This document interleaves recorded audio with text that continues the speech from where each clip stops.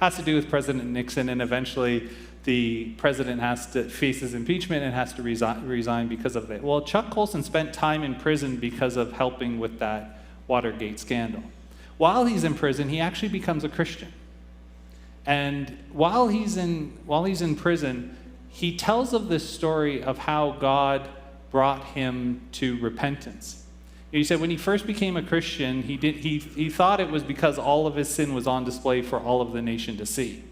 Right? Everybody knew what he had done with Watergate. But that wasn't the thing that God pricked his heart with. He said the thing that pricked his heart the most was something that he had done earlier when he was a Marine lieutenant. When he was a lieutenant in the Marines, he actually worked in Puerto Rico and worked on one of the bases, the military bases, and he would march his men around the base every single day, and they would go and they would check and make sure that the compound was secure and that nobody was getting in. Well, he also said that during that time there were these peddlers who would come with their chips and Coke and pop, and they would sell them to the soldiers. And everybody knew that this went on, and everybody kind of overlooked it, even though the peddlers weren't supposed to be on the base. Everyone was kind of okay with it because, the soldiers got to spend a little bit of money, and they got some chips and pop, and they got some treats from back home.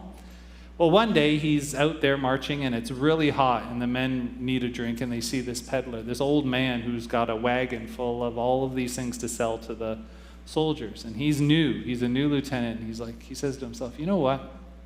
I'm going to teach this guy a lesson. He shouldn't be on the base. So he says to the soldiers, you know what, guys? He goes, this peddler, he shouldn't be on our base, should he? And they're like, nope. He's like, okay. He goes, you know what we should do? We should confiscate his stuff. And they're right there, as the man watches, they go and they take everything that this man has, they confiscate it all, and they start eating the chips and drinking the pop right before him. And they kick him off the base and say, you know what, there you go, that's what you get for coming on our base. And all the men cheered him because now they didn't have to pay for the things that they got that day. And he said that was the thing years later. Even at the time, it didn't bother him at all.